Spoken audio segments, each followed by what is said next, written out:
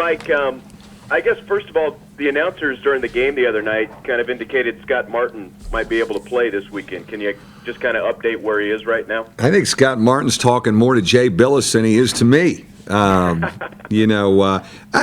don't know about this weekend, but I think he's really trying to make some progress toward a full practice or going live 5-on-5 on Friday, which would be a big step. I don't know if he would be really ready with all the time he's missed and just 2 days of practice. And, I think we've got to see a couple full days of practice. But we are making progress. I'm encouraged. What kind of dynamic at this point with him being gone for 8 games? How does that, change the dynamic either way right now? Well, it's not like we haven't had this happen before either. Luke Herringody came back to us at a time when we were rolling along with a nucleus, and, Scott would have to work himself in, and he and I have talked about that. His attitude is great. I just think because this is his last go-round, he just wants to be able to help the team in some way, shape, or form. Whether it's ever back to the minutes and the role that he had before, who knows? And maybe he can't do that. And that's not us, but he does want to help, and I would love to have that body available as we head down the stretch. Who, in your mind, has seen the most growth in those 8 games that he's been out? Well, I think Tom Knight really. What are we, 6-2 in the 8? Tom Knight. You talk about delivering in crisis. I'm really pleased there. Zach August, has also given us a lift, and I think we have Garrick trending back up, but certainly Tom Knight has flat out delivered. And then last one for me, probably a no-brainer, but how welcome are these extra days in between games right now? Much needed, really much needed. We took yesterday off. We'll go a little bit today, but not crazy, and then we're going to take tomorrow off. Shorten the week up, and then we have 2 days to get ready for Cincinnati. And then I love the fact that we don't play till Saturday after the Cincy game. This is really needed for us, probably just as much mentally as physically. Thanks a lot, Mike. Yep. Wes? Yeah, hey, Mike, just as a basketball fan, with the way the schedule played out this week, I mean, how much do you enjoy getting to watch some of these critical games, without having to play till Sunday? No, I can be a fan and root a little bit. We're always rooting standings down the stretch. Certainly when you have a win like we did Monday, it's nice to put that in the bank for a while and see what the rest of the league does. Very familiar territory for us heading down the stretch, in the midst of maybe getting a double bye. We've been in that race before. Of course, our last 4 are very challenging. Yeah, it seemed like Jack was getting fewer shots in February than in January. When I went back and looked at the numbers, it's really not that different. I think he's at a little over 9 shots a game this month as opposed to a little over 10 last month. Is that where you want him, or do you want him getting more touches? I don't think we really ever run stuff for Jack just to shoot it. Jack is a guy who gets it off a roll. He gets his shots off of offensive rebounds. We're not trying to ISO him to really get a shot. Sometimes we'll do that in the second half. And I think he knows that's a great strength for him too, to get it off of broken plays where our guards are coming off a ball screen and he's rolling and we distort the defense. He's fine. Jack has never, and that's why I really respect the guy. He's never tried to reinvent himself as a player or think he had to do more maybe this year because it's going to help him professionally. He knows who he is. One of the things I was very pleased with Monday night, I was really talking to him Sunday and Monday about getting back to being the dominant physical big guy defensively and rebounding. That's where Jack made his mark in our program. And I think he started from that mindset on Monday, and he was fabulous for us setting the tone, and we need that the rest of the way. Yeah, he's a part of a senior class that has a chance to, make history. And, I know you're focusing just on the next game, but, Have the goals changed since the reinvention? I mean, you talked about playing loose and with nothing to lose, but, it also depends on what happens this week. But there does seem to be a little bit more on the line than there was maybe a few weeks ago. Well, we're gonna play with a free mind, no matter what's on the line, and that's how I'm gonna prepare them, and that's going to be my frame of mind with it.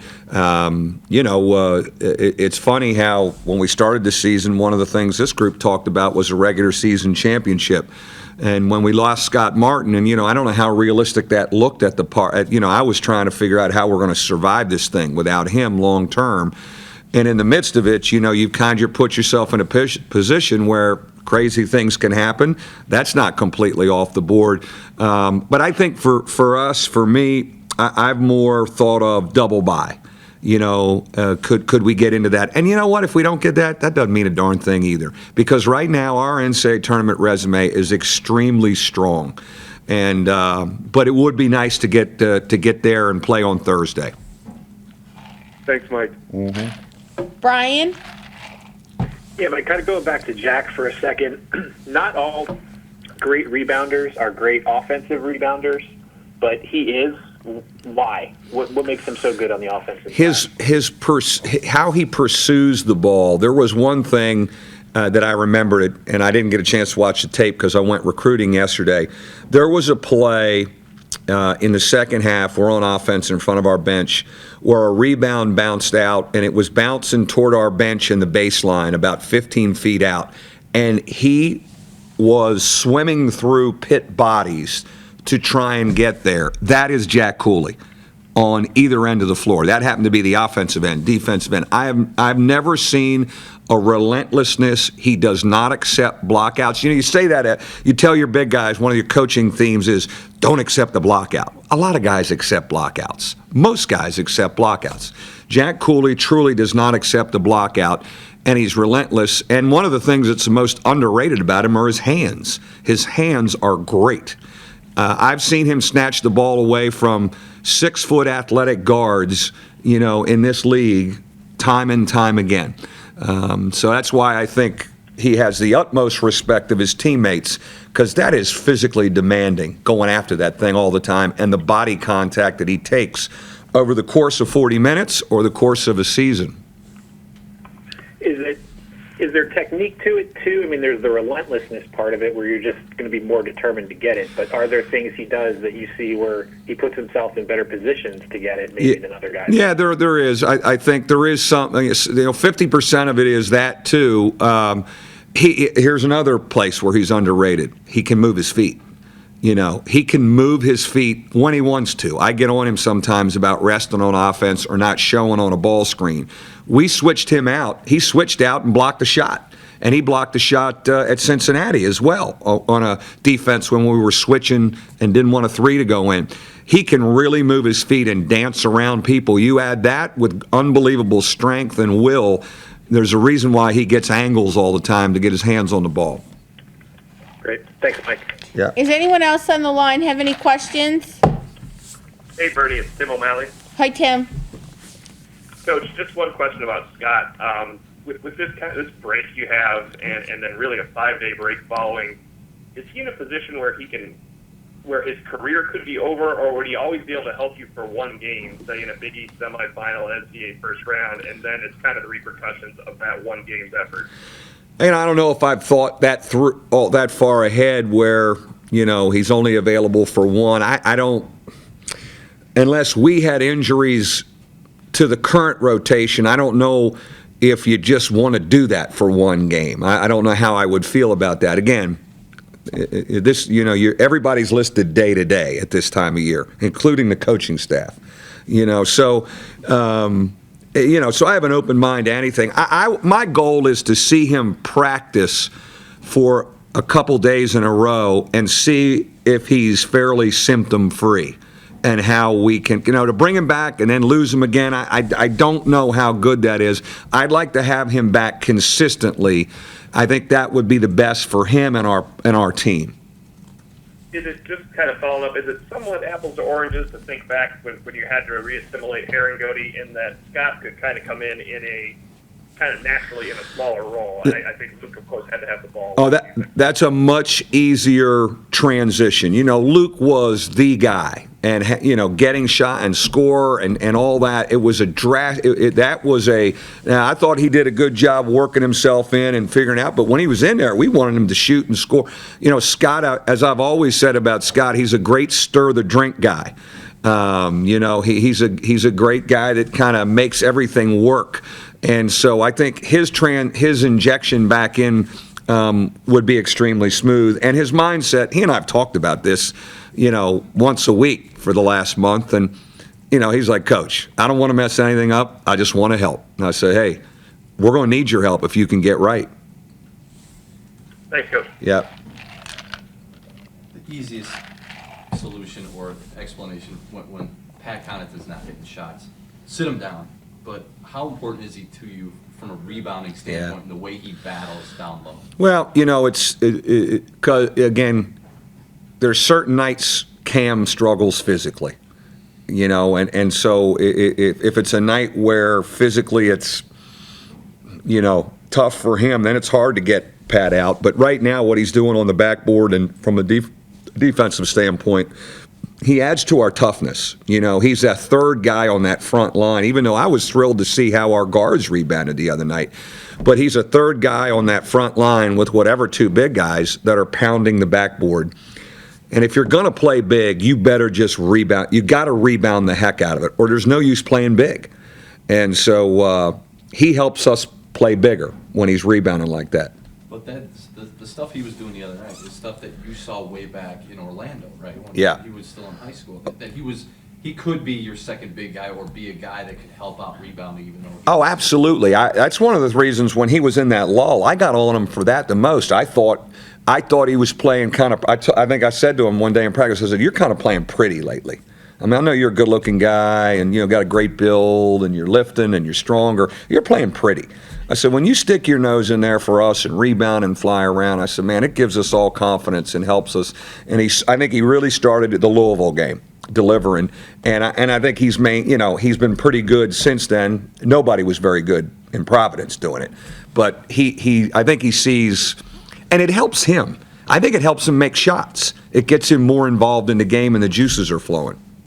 Jack said the other night that the way you guys played in the second half, he said it was so nice to see that because it was almost like that's the way. He said that's the way we could play all year. How can you now bottle that and have that instead of in spurts like you've had it in spurts? Have it. We may only be spurts. We may only be spurts. It's nice to say that, but we got to play that way for 40 minutes. And, the thing is, we're not playing 5-on-0. We're playing, and, Pitt really can guard you. And they physically guarded the heck out of us for 15 minutes and totally frustrated us. And every team, the four remaining games are all really good teams. So, what I think we've come to grips with, we're going to have our lulls. We're going to be unsmooth. Can we just go back and guard and rebound like that? That's going to be, and that's hard. When guys offensive aren't going good, will they do that? Well, on the road the other night, Pittsburgh, there was more of a mentality, boy, we better do that, or, we're going to get blown out. I think it's me trying to get them to realize, if we have our spurts, we have our lulls, and let's just rely on defending and rebounding the ball and be mentally tough enough to know if it's a close game, we've been pretty good in close games, to kind of be confident if it gets to game situations. If we blow an 11-point lead, all right, so it's game situations, not what should have been. Here's where we're at. Let's be good in them. Did you learn something about your team, the way they responded the other night, where you had to do it defensively because there was I was I was encouraged, but this nucleus has had a great will. This nucleus has delivered, and they've delivered on the road before. And I think there was no question after the performance on Saturday. We talked about it Saturday night and watched a little tape of it, and weren't ranting and raving. More of a teaching point of, if we had, we're going to get beat by 30. And a group that has won and has pride kind of circled the wagons and said, "Boy, we're going to have to fight." So I'm proud of them, but I'm not surprised. I'm glad it's showing. That trade is showing up because I've seen that before, and we're certainly going to need it in every regular season game left. If and when Scott Martin returns, do you add him to the rotation, or does somebody have to be deleted from that? No, I think we would put him in there and get him in there and see if we can rotate it through. Reality is it'd be hard to play a fifth big guy because he plays as a big for us. But, we played around at times as playing him as a third perimeter guy, like Pat plays. We did it a little bit, and probably before Christmas. That's not out of the question either. I think, that's what got me so energized. It's February, and you talk about listed day to day. Who are we today, and who's available? And boy, we haven't looked at that before. So you'd like to have everybody involved. The reality is, you get a veteran guy like that back, somebody's minutes are going down, and You could use another perimeter guy. We could use another perimeter guy, and a 24-year-old guy who's been through the battles, and again, but not that we can't get away from Cam, because all of a sudden Cam can make 5 threes and get going. But that night, the other night, was so physical. It wasn't his kind of night. But Sunday could be his afternoon. We've seen your offense flow when it's beautiful, and you're not in that mode right now. You're just trying to work your way through that. And I wonder, Martin's presence, how much does his He really injured not? Contribute to big, the lack of flow? huge. Our system offensively has been built on great spacing. We are able to spread you and space the floor. We've been able to do that because we've always had a 4-man who can stretch the floor. Kurz, Murphy was really like that, a 4 who could stretch it. Carlton Scott became that for us. And Scott Martin, Abro played that way for us at times. Scott Martin has been the ultimate stretch 4-man who can make a shot. You got to guard him out there. What it does is it's made our guards more effective because the floor is more open. So when we do ball screen, man, you can't jam in off that other big guy, Tom Knight, Zach. It's nice to see Tom Knight making 15-footers, but he really doesn't shoot threes. So the spacing's a little different. And, there's where we were flowing. We were utilizing the three-point shot at a higher rate. Like the team we play Sunday shoots the most threes, 43% of their field goals. We've usually been in the top 5. We're probably 8th. 29% of our field goals right now are threes. If Scott Martin was playing, we'd probably be 3rd. And that's how different we're playing right now. And still trying to help this group flow offensively better. It's never going to look as smooth with Scott, but you know what we do? We pound that offensive board and we get second shots. And we've been better off the ball screeners, crushing Jaron and Eric's guys off the ball to maybe spring them for something. That's kind of the general philosophy we've taken. And what does he do in terms of directing traffic and making sure that Scott? Yeah. Well, on the defensive end? No, on the offensive end in terms of flow of the offense and getting people in the right place. I've always said our young guys, watch him play, and when they play with him, they learn how to play. Austin Brigette learned our system from playing against him and watching him play all summer. The thing that's also lost is our defense. He was our best rotating defender. He didn't block shots. He led us in charges taken, but he's always there to rotate and kind of get there. Now, we've made great progress with that second big coming over. Tom Knight's gotten better. Zach came over and almost got a charge the other day. We're getting better. Sherm's come over. Scott Martin was the ultimate team defender. There was no stat sheet for the stuff he clogged up. So, it was a loss for us. I'm thrilled we've figured the thing out and we're playing differently. But there's nights mornings I wake up and go, are we 4 around 1 today? Is he back? Hopefully someday. You mentioned Cam and the physicality or the need. Does he understand that now? Does he recognize? Absolutely. You know, Tony Orlinski, one of the great compliments he gave Cam in the summer, 3 weeks in, he called me, he said, he's going to be great for us. He competes hard in the weight room. He knows he needs it. You know, he just needs time to grow up and get in that weight room again for another off season. And, you know, he wants to be a player. And as I've said, I've been so impressed with how he's given himself to us. You know, what do I need to do?